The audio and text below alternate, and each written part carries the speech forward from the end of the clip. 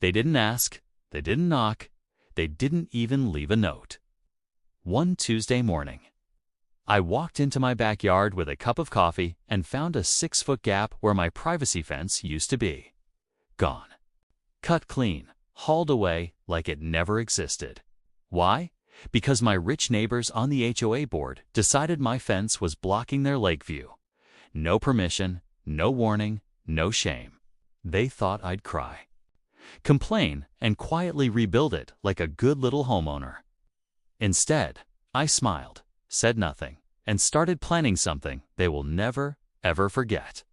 If you've ever been bullied by a homeowners association that thinks it owns you, stay until the end, because this story gets wild.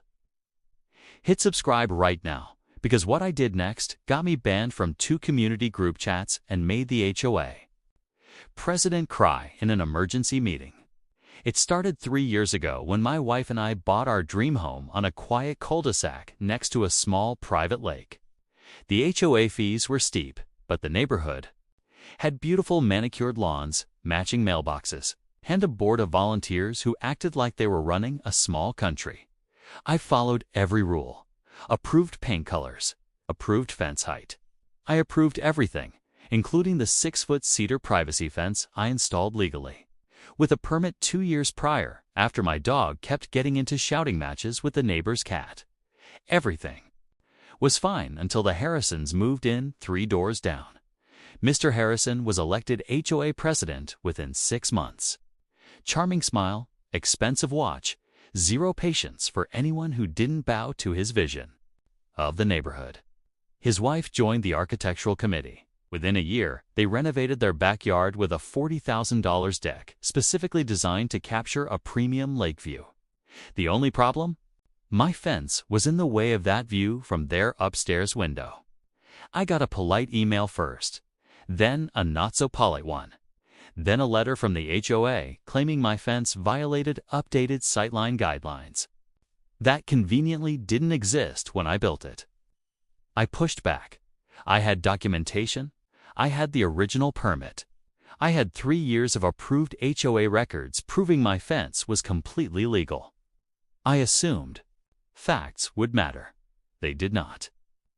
One morning, I walked outside and found contractors hired by the HOA, paid for with emergency maintenance funds, cutting down my fence panel by panel. No court order. No proper notice. No legal authority whatsoever. Just raw entitlement, wearing a high-waist vest. When I confronted them, they shrugged and said they were just following orders from the board. That's when I stopped being nice. Instead of yelling, I smiled, thanked them for their hard work, and went inside to make a few calls. First call, my attorney, who specializes in HOA disputes, and lit up like a kid on Christmas morning when I described what happened. Second call, the county building inspector, because removing a permitted structure without due process is not just rude, it's potentially illegal.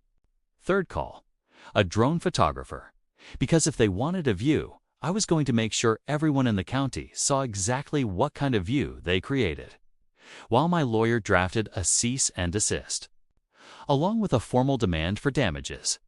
I requested every HOA financial record from the past 2 years, something every homeowner is legally entitled to.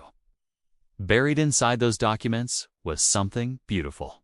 Proof that the emergency maintenance fund used to destroy my fence had quietly funded private upgrades to board members' properties for over a year.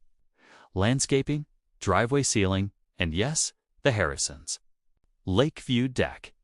I didn't leak it dramatically. I didn't need to. I simply requested an emergency homeowners meeting, citing financial transparency concerns, as is every member's right.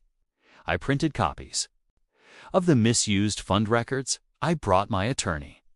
I brought the drone photos showing the literal hole in my backyard where my legal permitted fence used to stand. And I asked one simple question in front of 40-something neighbors. Can someone explain why HOA emergency funds paid contractors to destroy a permitted structure on my property without notice, while those same funds quietly financed private home upgrades for board members? The room went dead silent. Mr. Harrison turned the color of his expensive deck stain. His wife actually walked out. Other homeowners who had been quietly furious about rising HOA fees for necessary repairs started asking their own questions. Lots of them. Loudly. Within 2 weeks, the board faced a formal recall petition signed by the majority of the neighborhood. The county building department issued a violation notice against the HOA itself for unauthorized destruction of a permitted structure. My attorney secured a settlement that fully paid for a brand new fence, taller, sturdier, and strategically positioned to block that premium lake view even better than before. And just for fun, I added solar-powered spotlights along the top. Mr. Harrison resigned as HOA president less than a month later. I heard through the grapevine he's now searching for houses outside any HOA jurisdiction whatsoever. Funny how that works. The lesson here isn't really about a fence. It's about what happens when people assume ordinary homeowners won't fight back, won't read the fine print, and won't ask for the receipts, literally. They want an unobstructed view. Instead, they got a recall election, a county violation, and a story that's still being talked about in that neighborhood today. If this story made your blood boil or made your day, smash that subscribe button right now and ring the notification bell. Because HOA Conflicts drops a brand new, true HOA horror story every single week. Drop a comment below telling me what you would have done if your fence got cut down without warning. And if you've got your own HOA nightmare, send it to me. Your story could be the next video on this channel.